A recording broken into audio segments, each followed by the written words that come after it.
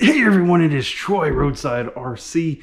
If you follow the channel, you'll know I've done a few RC drift rescues where folks have given me their RC drift car that doesn't quite work right, and I've been able to figure out how to get it to drift better. And so I get reached out a couple times. People reach out and ask me if I will be willing to do that for them. One came across my inbox the other day, and that's not unusual. Took a look at it, and then this showed up. Yep, that is an RC drift tuk-tuk thing. Yeah, not what I'm used to working on.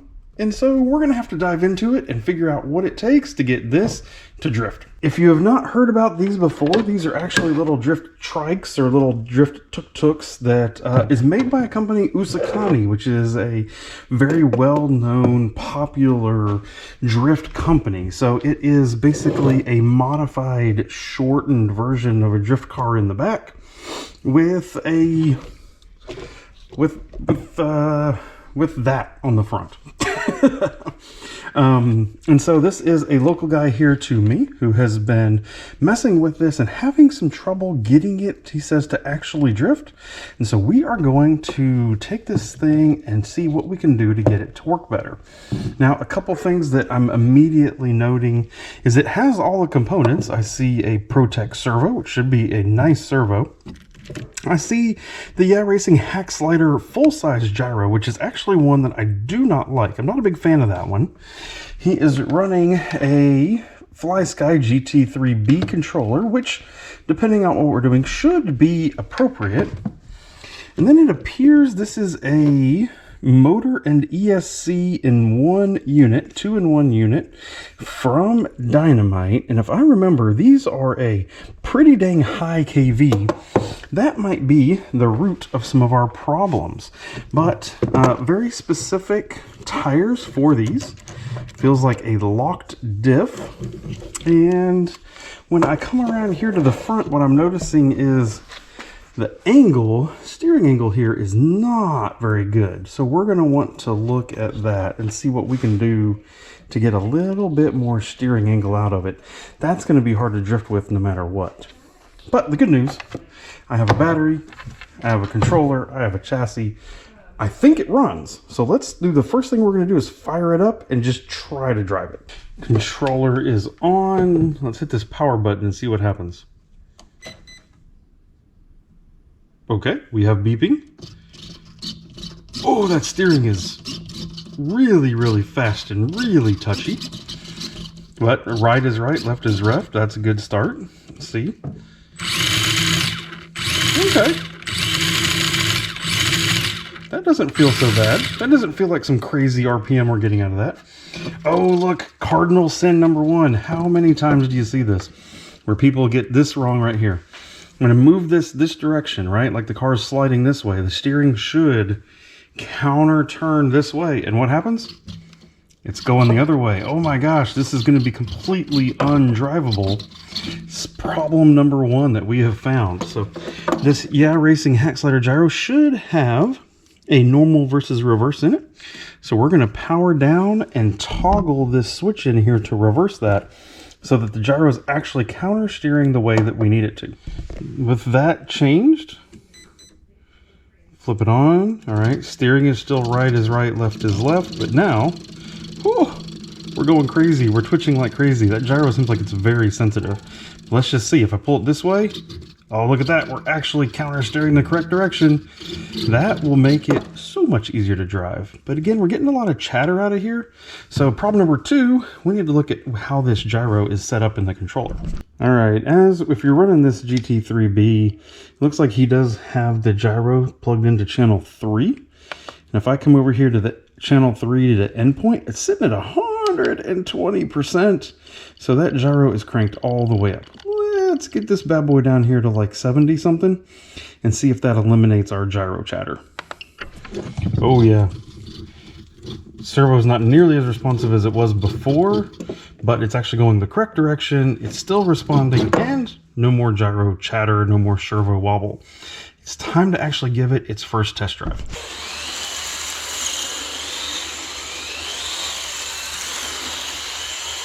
Oh, all right. So it does the thing, it tries to drift, but what you'll see is it just runs out of steering angle. So if you're very shallow drifting, it'll try to hold it, but oh my gosh, it just has so little steering angle that it's so easy to spin it out because you overdrive the amount of steering angle that you have. But check it out, we can actually, it drives.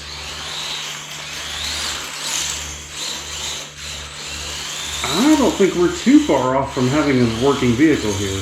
The good news is we've actually already made huge strides in making this thing better. I guarantee with how it was set, as it came to me with the gyro reversed and some of that stuff, it wouldn't have driven at all. Like, it would have been utterly miserable. We've already made a huge leap. Now, it is down to this. We've got to be able to get more steering angle than that. So I'm going to set it on a board and actually measure out what kind of angle we're getting. And then we're going to mess with some different linkage settings here. And you notice this actually also, you can cock this whole center section back in order to lay that down. I'm going to mess with that to see, does that actually make a difference? First step of good news, I just removed these two linkages. They're just a simple screw on either side here. I measured this angle here straight versus these curved lines. That's how much steering angle we had. It was about that much. So what I wanted to know is, are there any physical restraints to how much this can turn? And the good news is, nope, you can just spin all the way around. So if we can figure out the linkage setup to help us get to like that 90-degree angle on here, then we're going to be in business and we're going to be able to drift this thing like a champ. We just need more angle right now. So the good news is that's already there. Looking at everything I can find online, it does look like mostly how this was set up, given to me, it should have been working fine.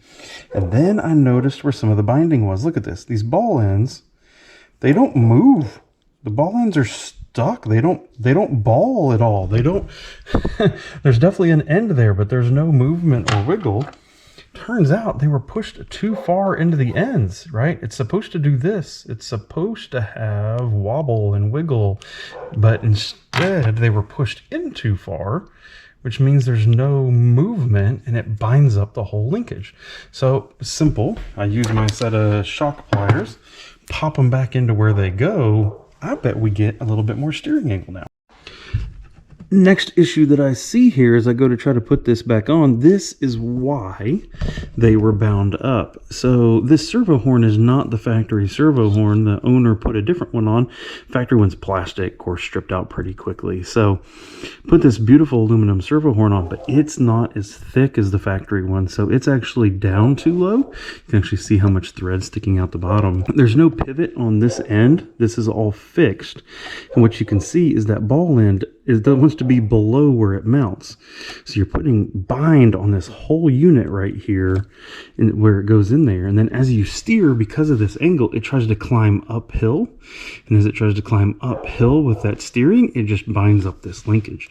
So we need to take these pivot arms off here and space them up. It looks like maybe 2 to 3 millimeters to gain us some room here.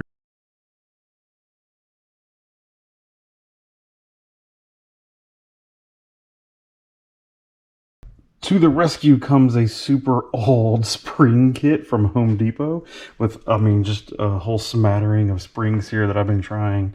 It's not perfect, but what it does do is helps to center the steering. That's why those springs are there. It allows you to run these collars off to adjust centering and to adjust the total throw. But it also allows, when you come back to center, this force pushes everything back to straight. So that's why they're there. This isn't perfect. You see I'm still getting some servo chatter out of it, but it is better than it was because I can at least come back to close to center every time. That's going to make it more drivable. What I've noticed now, though, is no matter what I do, I can't get more steering throw out of the servo than that. Whether I'm adjusting it on the controller here or trying to adjust it on the gyro to set the endpoints. And what I'm guessing is that this potentiometer in here that helps you set the endpoints is fried. So it's time to install a different gyro and see if that helps. And I am really struggling here, even with this system, to get more throw out of this servo. And I wonder if I'm actually, what I'm starting to wonder is if I'm actually reaching the internal limits of the servo. Like if it's just not a very long throw servo. And what I've got here is I've got channel 1. If I go up anything past 80%, the servo doesn't move.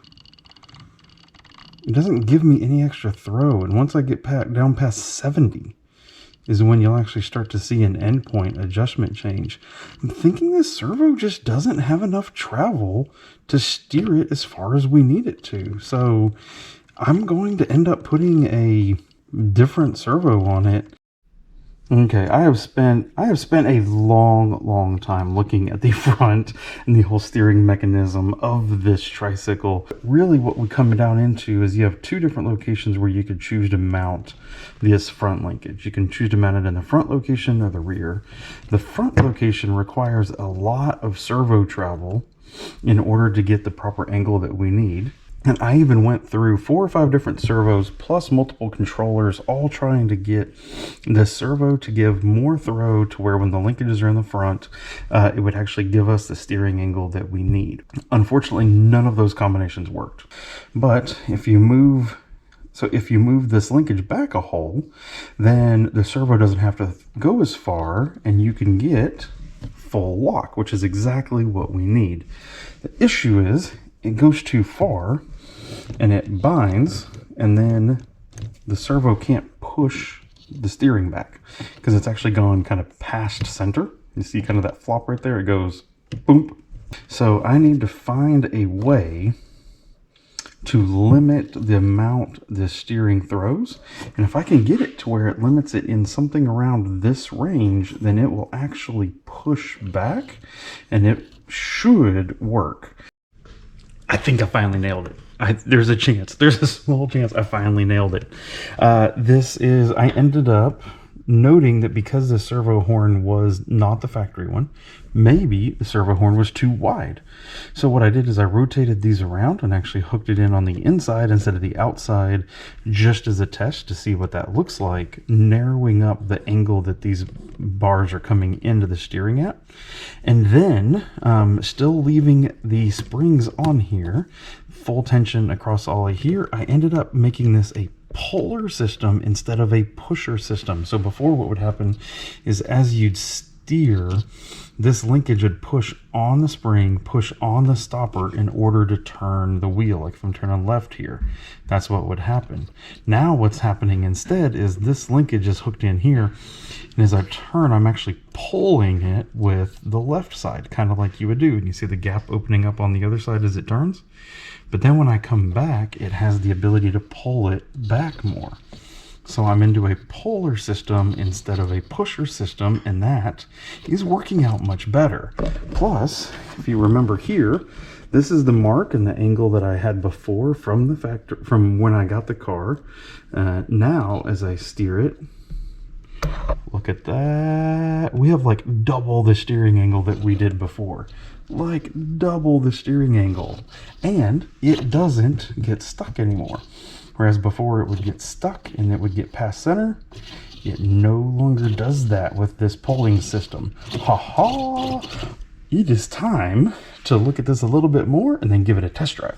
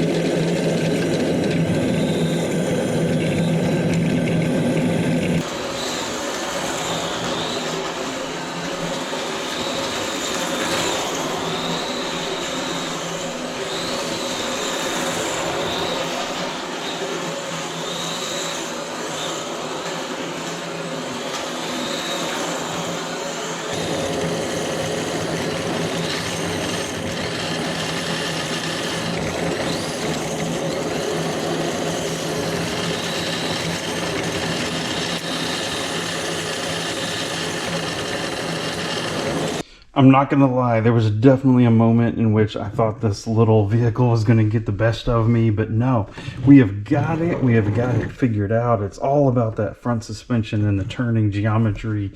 Got that figured out, got a good gyro in it, got it reversed so that it was actually drifting the right direction and correcting the right direction, got it set up through the controller. Everything is good, and now we are successful. We are running this thing. So I need to give it back to the owner, and then I hope to see it out and about drifting with us at future events. I hope this video was useful for you. If you have any questions, feel free to put them down in the comments. We will see you in the next drift rescue. If you're curious about any other drift footage or how-to videos, it's all over in this playlist over to your right. Thank you and goodbye.